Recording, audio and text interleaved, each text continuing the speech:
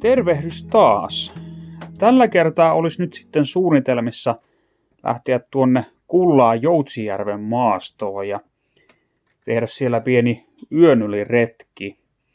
Tämä on nyt sitten se sama paikka, jossa käytiin katsomassa aiemmin sitä perinteistä vanhaa savupirttiä. Mutta viime kerrasta poiketen voitaisiin suunnata nyt tuonne Kylmälahden parkkipaikalle ja sieltä sitten patikoida Sisälmystönlahteen, jossa on semmoinen pieni noin 4 hengen autenttinen autiotupa.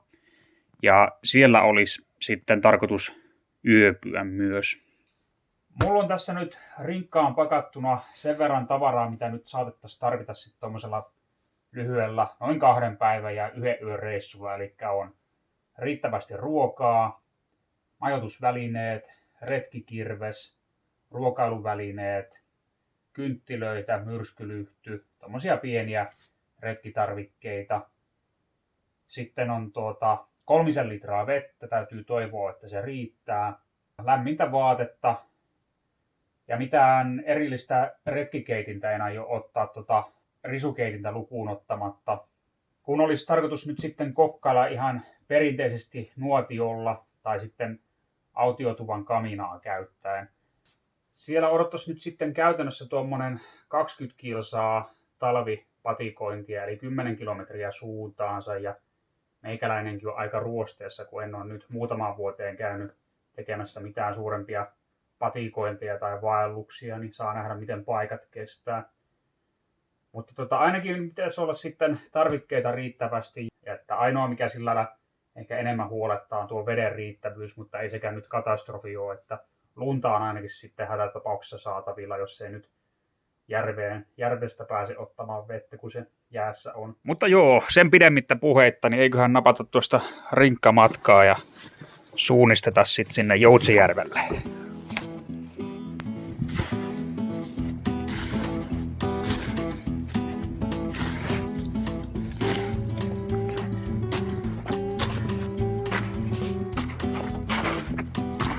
Täällä onneksi varsinaisellakin reitillä joku muukin mennyt.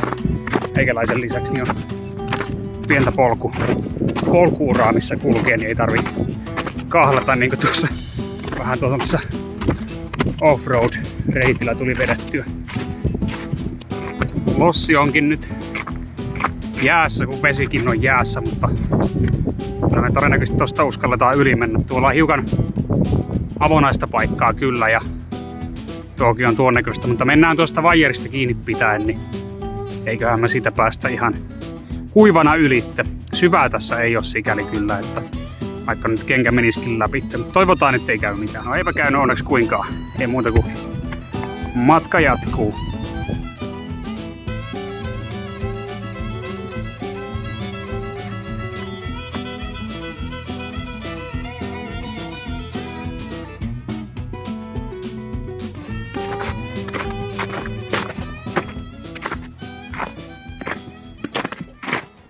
Tässä on tämä Tuurunkankaan autiotupa. Oli alun perin suunnitelmissa pitää tässä pieni kahvitauko, mutta tässä on nyt toisaalta aika hyvä energiataso ja kovin kova nälkäkänne ei ole, niin ehkä me jatketaan matkaa vielä sitten sinne. Se on ehkä joku tommonen puoli tuntia 40 minsaa tästä kävelyä, niin kyllä me se kestetään. Päästään vielä ennen pimeätä perillekin. Tämä on hieman useammalle henkilölle tämä isompi autiotupa, mikä täällä on. Ja siinä on tuonne pieni peltikamina näköjään. Täällä oli joskus semmonen tiilimuurattu takka, mutta se on purettu pois ja tämmönen nyt tehty. Täällä on aika mukavasti tilaa kyllä isommallekin porukalle. Täällä ei olekaan nyt ketään kävellyt. Hetkeen ei ole polkua.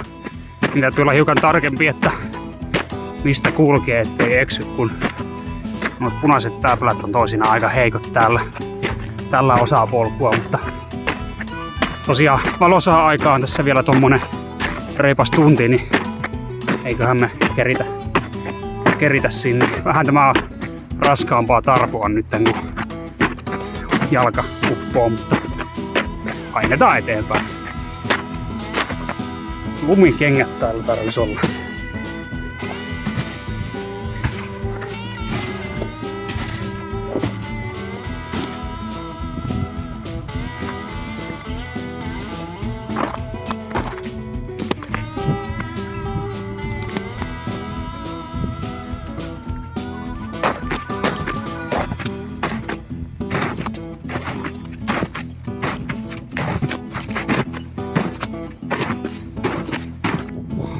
Just ehdittiin ennen pimeän tuloa tänne Sisälmystönlahden tuvalle. Tässä jo aika hämäräksi alkoi käymään. Ja täällä on nyt sitten tämän näköiset puitteet ja tässä alkaa nyt olemaan aika hyvä nälkä. Ja kahvihammastiin kolottaa, niin olisi ensimmäisenä tehdä pienen nuotion ja katsellaan sitten vähän nurkkia. Taisin nyt kumminkin hiukan kurkata vielä ensin tänne sisällä, millaiset puitteet täällä on. Elikkä tämmönen pieni mukava tupa. Täällä nyt todennäköisesti yksin saa sitten vietellä tämän ehtoon. Sen verran hiljaiselta vaikuttaa. Täällä näyttäisi puuhuolto pelaava edelleen aika hyvin, että tuolla on jäljet jäällä, että täällä on käyty ja tuommoiset niput tuossa odottaa pätkimistä. Ja on varmaan kuivumassakin tuossa itse asiassa. Tuolla näkyisi oleva kuivaa puuta aika paljon sisällä. Kurkataan. Joo, kyllähän me täällä pärjätään.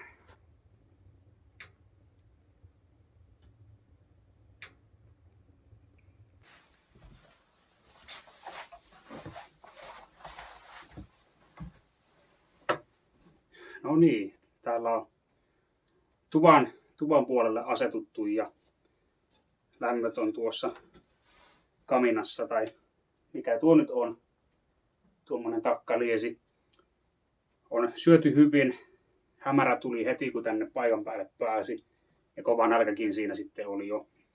Tässä voitaisiin nyt ehkä sitten hiukan pohdiskella tätä, että miten nämä asumisolosuhteet on tässä aikojen saatossa kehittynyt. Että nämä puitteet nyt, mitä tässä ympärillä on meikäläisellä, niin sähkötöntä ja tuossa nyt jollakin tavalla tupa lämpiää.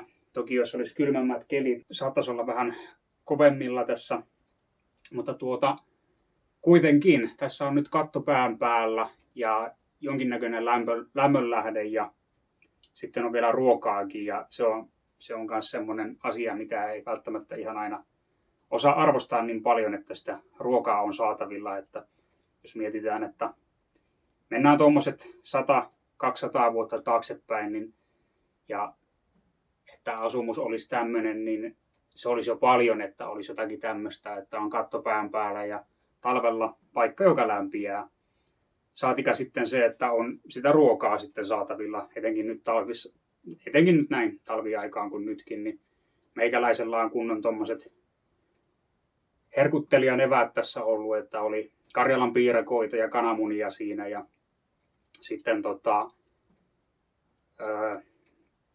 on tuossa noita riisinuudeleita ja joku kuivattu makkara ja sitten on leipää ja maapähkinävoita ja sitten on makeisia. Ehdoton juttu, tämmönen makeispussi mukana. Tässä on näitä suklaapäällysteisiä pähkinöitä, niin aivan mahtavaa napsia niitä tossa, kun energiavajetta sitten on patikoinnin jäljiltä. Mutta tosiaan ei ne ole niin itsestäänselviä asioita, noit tommoset, että on se katto pään päällä ja lämmin paikka. Että pienelläkin sitä ihminen pärjää sitten loppupeleissä, mutta toki nykyaikaan on tullut paljon semmoisia hyviäkin puolia, että on mahdollisuus parempaa hygieniaa ja sitten sähkö on totta kai aivan mullistava juttu, että ylipäänsä siis se, että saadaan niin kuin valo sähkön avulla tuotettua, että kaikki muu on sitten ekstraa, että mitä sähköllä nyt sitten tuotetaan, mutta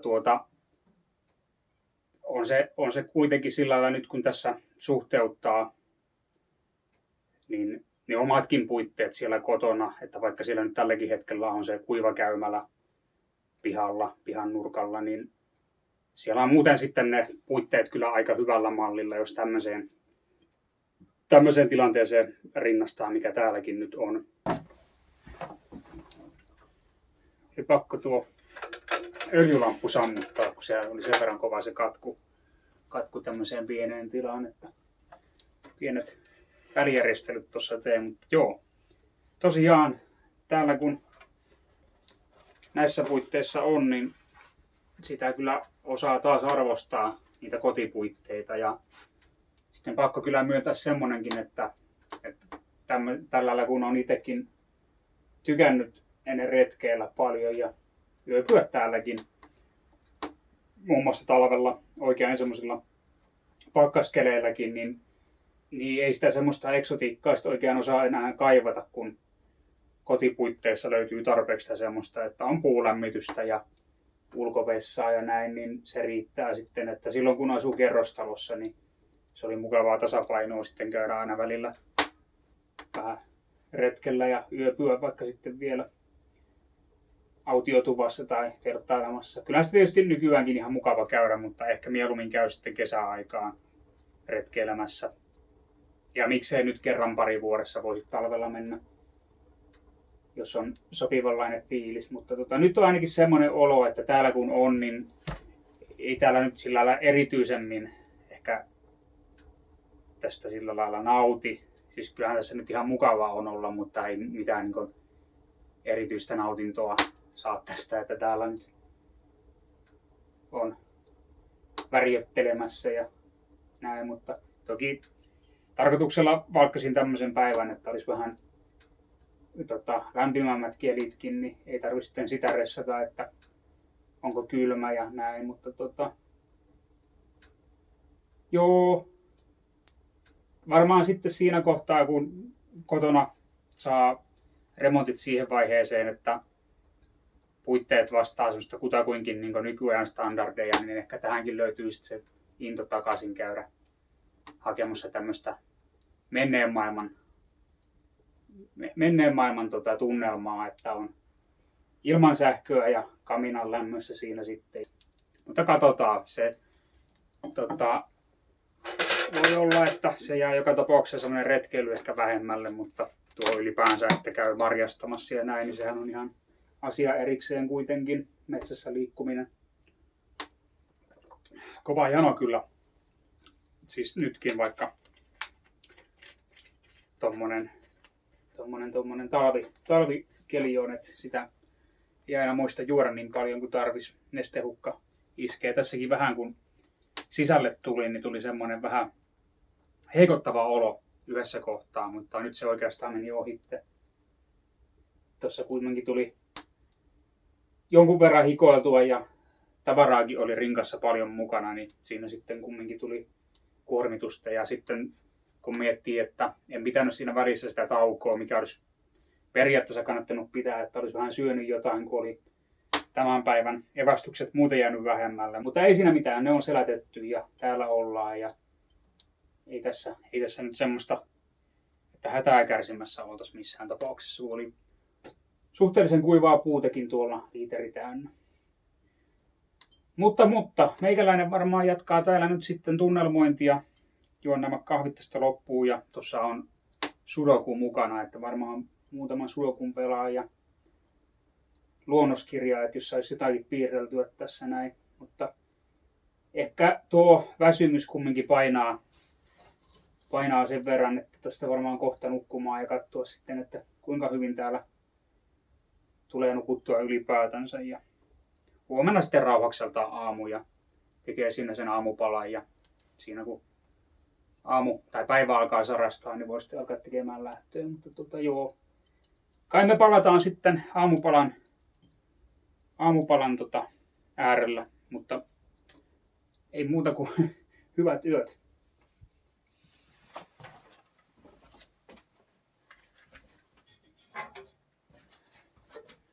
No niin, huomenta. Täällä on heräilty. Kello oli jotain 6:30 tossa, kun nousin ylös. Hiukan viileä täällä alkoi olemaan, niin tarvisit senkin takia siitä sitten pikkuhiljaa nousta. Mutta ei tässä mitään, pistetään tosta valkea tähän tulisijaan ja kahvivettä siitä vähän tulille, niin saadaan tämä päivä käyntiin. Ja muutama Karjalan piirakkakin siitä jäi vielä eiliseltä. Ja sitten on kaksi keittämätöntä kananmunaa, niin ne voisi ehkä tuosta paistaa tai keittää, niin saadaan hyvät aamupalat tähän. Mutta nyt on huomattavasti jo semmonen mukavampi olo, mitä eilen illalla. Että pystyy ehkä nauttimaankin vähän. Se oli se väsymys ja semmoinen energiavaje, mikä sinne sitten loppupeleissä varmaan vaikutti siihen mielialaan niin paljon, mutta nyt on tosiaan aika hyvä. Meikäläisellä on nyt tällä retkellä mukana tämmönen pikku retkikirves. Ostin tän joskus 2017 uutena, mutta tää on ollut kyllä tosi näppärä, kun tää ei paina paljon ja niin kuin tästäkin näkee, että tämä on pieni. Ei tarvi paljon tilaakaan, kun tämän pakkaa mukaan. Ja kyllähän tällä niin kuin halkaiseekin puuta, kun on hyvä tekniikka. Mitään nyt hirveän oksasta tällä ei helposti saa, mutta tuommoista nyt, mitä täälläkin liiterissä on, vähän sellaista isompaa puuta, niin saa sitten pienennettyä helposti.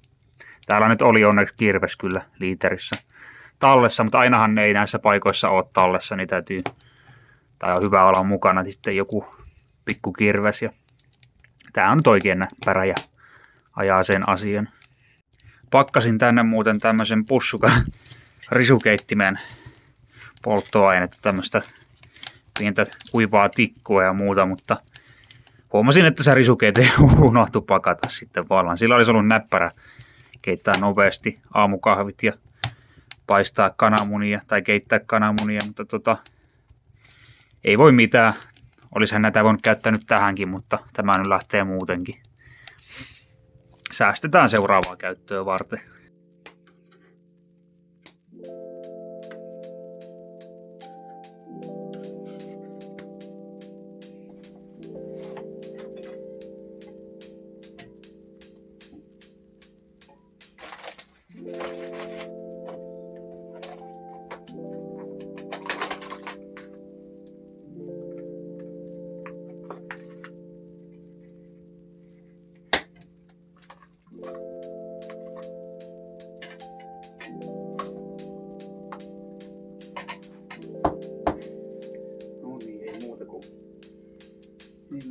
Syömään vaan.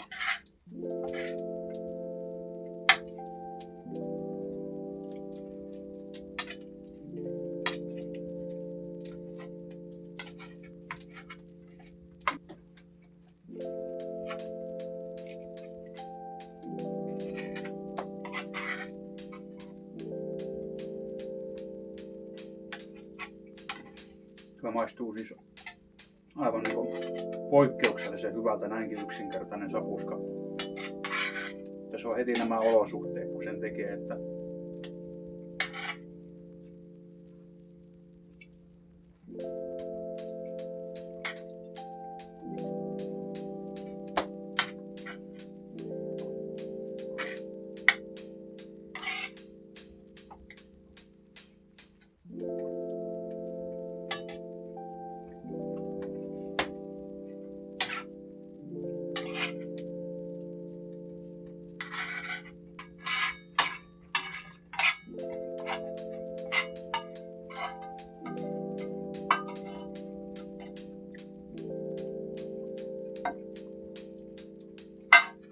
no niin, aamupalat on syöty ja jälkiruuan aika.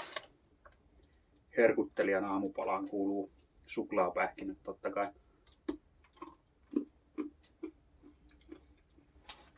Ja tarvii tässä nyt kumminkin vielä energiaa tuohon paluumatkaan. Se on se toiset 10 kilsaa.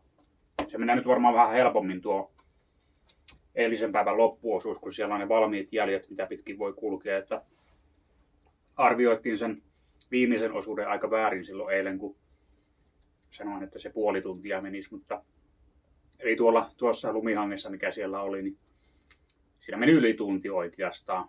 Olisiko ollut tunti, vartti, mitä sieltä Turunkankaan tuvalta sitten tänne tuli, mutta tosiaan siellä on nyt sitten vähän ainakin jälkiä, mitä pitkin kulkee, niin menee varmaan vähän lepposammin sitten se alkuosa tosta. Ja rinkossahan on vähän enemmän painoakin, että vettä on lähtenyt tommonen 2 litraa. Sitten join ton eilen ehtoolla tämän Fentimanin inkivääri limpparin, joka oli muuten todella kuningasveto ottaa mukaan se. Ja Karjalan pirkat on syöty, kananmunat on syöty. Tässä nyt tarvii vielä päivystää sitten, että tuo tuli palaa tuossa loppuun, koska päivähän sarastaa jo tuossa mielestäni alle tunnin päästä. Olisiko joku 3 varttia, niin siellä alkaa sitten olla jo sen verran valosaa, että voi alkaa tekemään lähtöä. Oikeastaan sen verran paljon asioita, mitä tarvitsisi tehdä, niin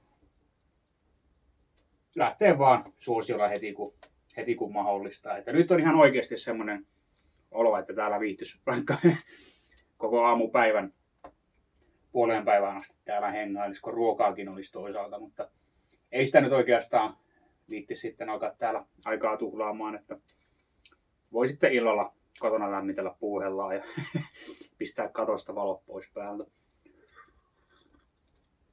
Tuo, mitä muuten eilen kanssa jäi mainittamatta, pohdin sitä sitten myöhemmin, että nykyajan juttuja, mitä sitten ei niin välttämättä osaa niin paljon arvostaa, mitä oikeasti pitäisi, niin pyykinpesukone. Astianpesukone on semmoinen, se on mukava lisä.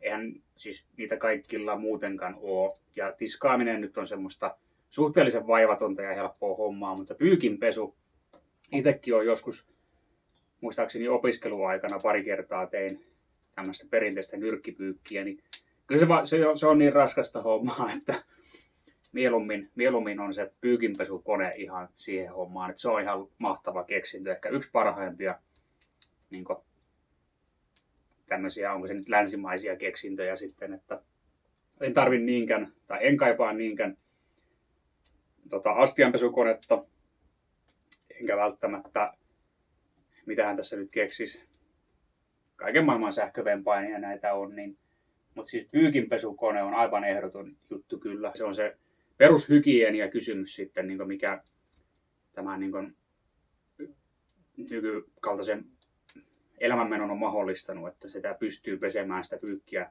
nopeasti ja vaivattomasti ja usein etenkin, että eihän sitä ennen vanhaan pyykkiä kovin usein edes pesty sitten, tai vaatteita, että pitkään päällä samat ja sitten oli lutikoita ja ties mitä, että arvostan kyllä nykyajan mukavuuksia, siitä ei voi nyt alkaa sanomaan, että en arvostaisi niitä.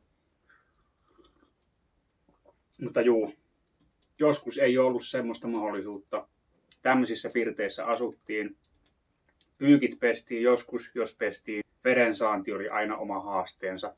Saatika ruoan saanti. Tämmöistäkin karua maastoa, mitä tämä täällä on, niin ei täällä juuri kasvata mitään. Että metsästystä ja keräilyä ja sitten kaupankäyntiä muiden kanssa. Ja täältähän on sitten ihan hirveä matka lähteä jonnekin, niin voi kuvitella sitä, että jos meikäläinen tuossa nyt valittaa, että vähän väsytti tuo patikointi tuon rinkan kanssa, niin se on ollut sitten taas arkipäivää siihen maailman aikaan, että tarvinnut lähteä tavaroiden kanssa tai sitten kantaa ostotarvikkeita kotiin asti jostain, kun ei välttämättä edes sitä hevosta ollut, että on se ollut aikamoista maailman aikaa kyllä, että täytyy olla kiitollinen ja arvostaa näitä pieniäkin mukavuuksia, mitä näitä löytyy. Mutta mä tästä hörpin tämän kahvin loppuun ja ottaa yhden mantelin. Kohta alkaa tuokin hiipumaan. Ja niin, täytyy muistaa hakea tänne seuraavaa kävijää varten puita valmiiksi sisälle. Ja voisin veistellä noita kiehisiä kanssa, että mukava sytyttää sitten. Täällä monta kertaa kun on käynyt, niin on ollut puuta valmiina kyllä ja jopa kiehisiä, mutta nyt ei ollut mitään täällä käytännössä valmiina odottamassa, mutta siellä on onneksi liiteri täynnä nyt hyvää kuivaa puuta. Joskus kun täällä kaverin kanssa käytiin, niin puuta oli kyllä, mutta se oli niin tuoretta, että siinä oli muistaakseni pieni homma, että saatiin valkeat. Kyllä me sitten lopulta saatiin tulet aikaiseksi, mutta oli se, eikä tainnut olla edes mitään sytytyspaloja, että siinä piti sitten vaan sitkeydellä ja sisulla mennä läpi. Mutta mulla oli nyt täällä mukana oli se pieni sytykepussukka, mikä oli sitä risukeitintä varten ja sitten sytytyspaloja. Ei oikeastaan olisi ollut niillä mitään tarvetta, että sytykkeitä en käyttänyt. Sytytyspaloja käytin nyt sitten yhden tässä aamulla. Mutta Hyvin olisi mennyt ilmankin. Jes, mutta mä juon nämä kahvit tästä loppuun ja menen hakemaan sitten vähän puita ja alan pakkailemaan. Siinä on nyt sitten puuta ja kiehisiä ja kananmunakenno sytykkeeksi seuraavaa kävijää varten, niin on mukava. Jos on kylmää tai märkää, niin saa sitten ainakin tulee helposti, toivottavasti. Toden totta, tästä kyllä upea päivä tulossa, että nyt kelpaa kyllä lähteä käppäilemään autoja ja kotia kohti, kun on näin kaunis päivä. Että ei kai tässä muuta kuin jätetään hyvästi tälle Sisälmystönlahden autiotuvalle ja lähdetään taittaa matkaa kotia kohti.